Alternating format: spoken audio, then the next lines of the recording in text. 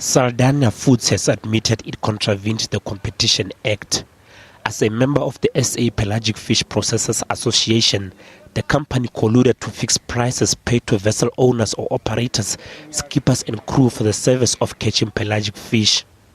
Oceana Brands Limited and Premier Fishing SA previously paid penalties of 34.7 million rand and 2 million rand respectively. The violations took place between the mid-1990s and 2010. Pelagic fish live in a zone in the ocean neither close to its shore nor the bottom.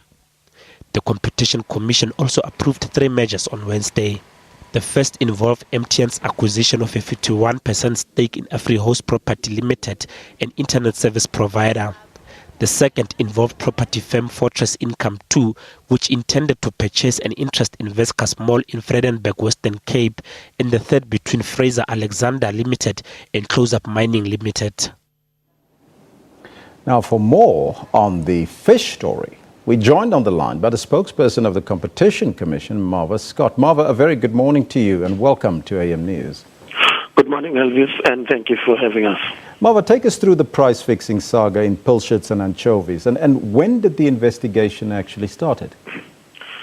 The investigation was initiated by the Commission around July of 2008. It was against a number of fishing companies, including Oceana, Food Corp, Premier Fishing, Hanspy Marine, and of course the one that we have settled with yesterday, Saldanha Fishing.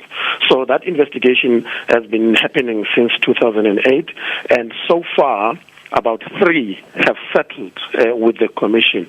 Oceana, as you have mentioned, has settled. Premier Fishing has settled with us.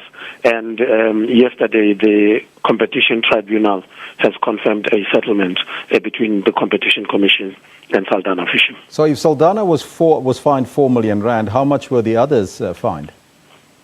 This is a subject of settlement negotiation, and the figure that we arrived at is based on the number of contraventions that each firm has been involved with.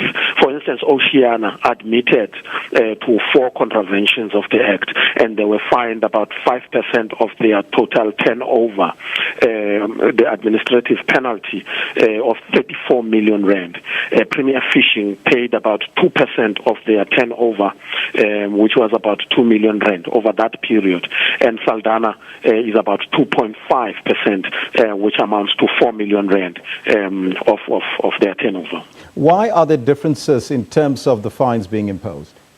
The differences, as I mentioned, arise from the number of contraventions and the nature of the contraventions. The more the contraventions you admit to, the more the percentage will be up. But also the extent of involvement, because you will recall this is a cartel, and the most prominent on this cartel, which has been accused of a number of contraventions, was Oceana.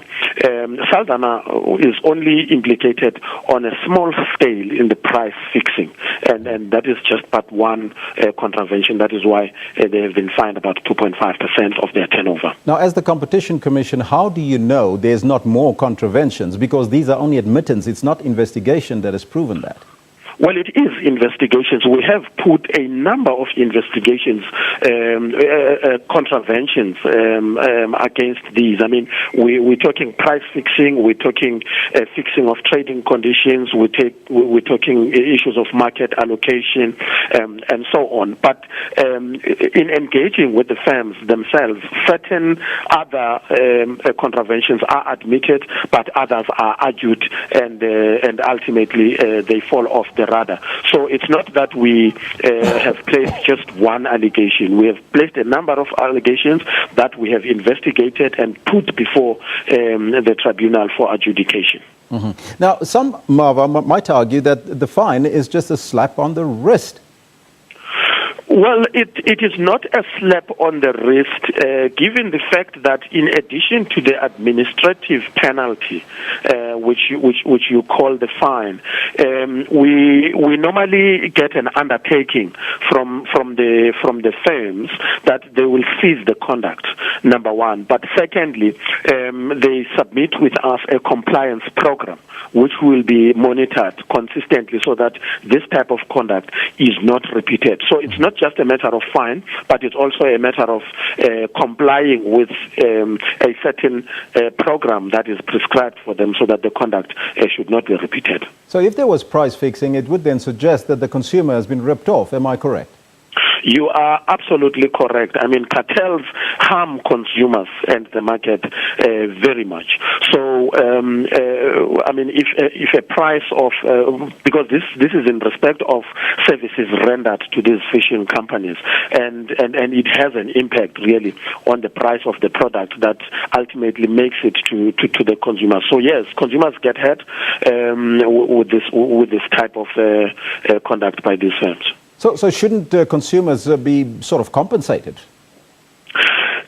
There are a number of ways that this can be done. I mean, in the past, we have imposed certain conditions and programs that will ensure that there is benefit to the consumers in return.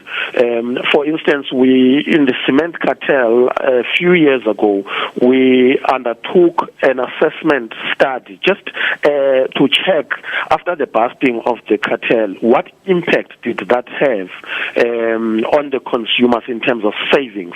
And we were able to record about 4.5 billion savings to the consumer. So going forward, with the conditions that we have placed on the firms themselves, we will be able to see some savings to the consumer in the industry. Marva, thank you so much for your time. That was the Competition Commission spokesperson, Marva Scott, on the line.